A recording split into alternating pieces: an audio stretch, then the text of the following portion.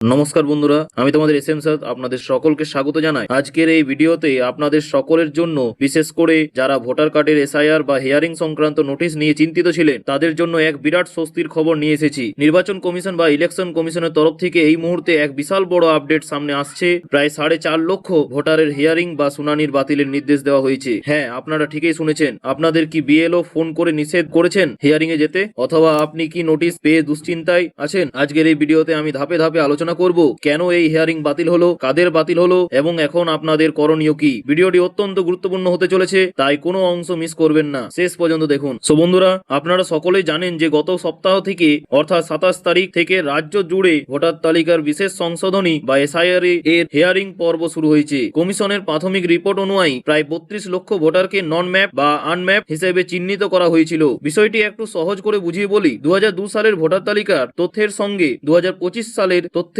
Linking বা mapping করার সময় এক বিশাল বড় প্রযুক্তিগত সমস্যা বা টেকনিক্যাল গ্লিচ দেখা দেয়। বহু বৈধ ভোটার যাদের নাম 2002 সালের তালিকায় স্পষ্টভাবে ছিল, তাদের তথ্য যখন 2025 এর ডাটাবেসের সঙ্গে মিলিয়ে দেখা হচ্ছিল, তখন সিস্টেমে রেকর্ড নট ফাউন্ড দেখাচ্ছিল। অর্থাৎ যান্ত্রিক ত্রুটির কারণে সিস্টেমে দেখাচ্ছিল যে ওই ব্যক্তির 2002 সালের কোনো তথ্যই নেই। এই ভুল তথ্যের ভিডিওতেই বিএলও অ্যাপ থেকে রিপোর্ট সাবমিট করা হয় এবং সেই রিপোর্ট সোজা নির্বাচন কমিশনের কাছে পৌঁছায়। ফলস্বরূপ কমিশন সেই সমস্ত বৈধ ভোটারদেরও নন ম্যাপ ক্যাটাগরিতে ফেলে দেয় এবং তাদের নামে হিয়ারিং এর নোটিশ ইস্যু করে দেয়। এই সংখ্যাটা কিন্তু কম নয়, প্রায় 32 লক্ষ।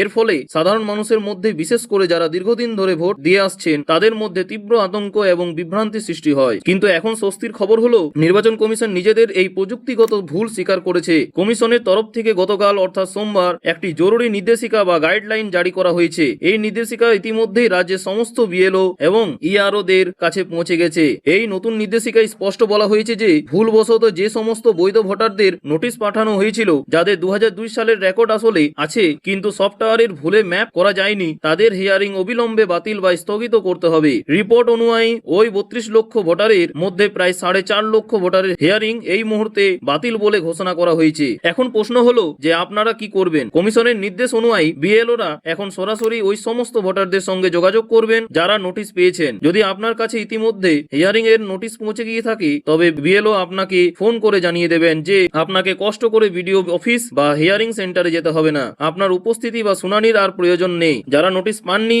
এমন অনেক কিন্তু নোটিশ আছে যা ইআরও বা বিএলওর হাতে ইস্যু হয়ে পড়েছিল কিন্তু এখনো ভোটারের বাড়িতে পৌঁছায়নি, সেই সমস্ত নোটিশ আর বিলি করা হবে না। অর্থাৎ ভোটারদের আর নতুন করে ভয় পাওয়ার কোনো কারণ নেই। তাহলে প্রশ্ন আসতেই পারে যে পরবর্তী প্রক্রিয়া বা ভেরিফিকেশন কিভাবে হবে। তো বলে রাখি, তাহলে কি আপনাদের আর কিছুই করতে হবে না? এখানে একটু বোঝার বিষয় আছে। কমিশন জানিয়েছে যেহেতু সিস্টেমে ম্যাপিং হয়নি, তাই তথ্য যাচাইয়ের পদ্ধতিটা একটু বদলানো হয়েছে। আপনাকে কোথাও যেতে হবে না, বরং বিএলও বা সংশ্লিষ্ট আধিকারিক আপনার বাড়িতে আসবেন। 2002 সালের যে তথ্য আপনার কাছে আছে বা ভোটার তালিকায় আছে, সেটি বিএলও মহাশয় আবার নতুন করে ম্যানুয়ালি যাচাই করবেন। এরপর তিনি তার নির্দিষ্ট অ্যাপের মাধ্যমে আপনার সেই তথ্য সিস্টেমের পুনরায় আপলোড করবেন। এখানে সবচেয়ে গুরুত্বপূর্ণ বিষয় হলো, এই প্রক্রিয়ায় স্বচ্ছতা বজায় রাখার জন্য বিএলও আপনার একটি লাইভ ফটো বা জ্যান্ত ছবি তুলে পোর্টাল বা অ্যাপে আপলোড করবেন। এর পুরো প্রক্রিয়াটি সম্পূর্ণ হলে নির্বাচন কমিশনের কাছে আপনার সঠিক তথ্য পৌঁছে যাবে এবং আপনার নামটি বৈধ ভোটার হিসেবেই গণ্য হবে।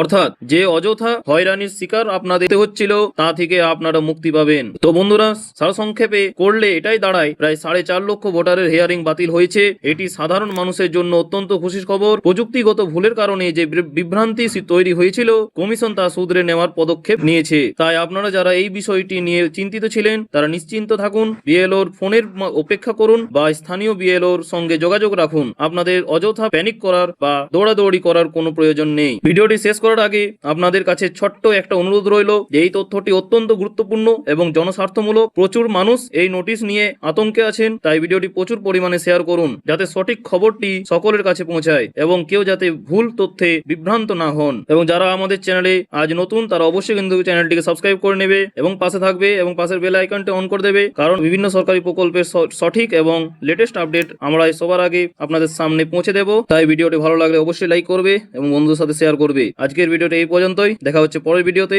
ধন্যবাদ।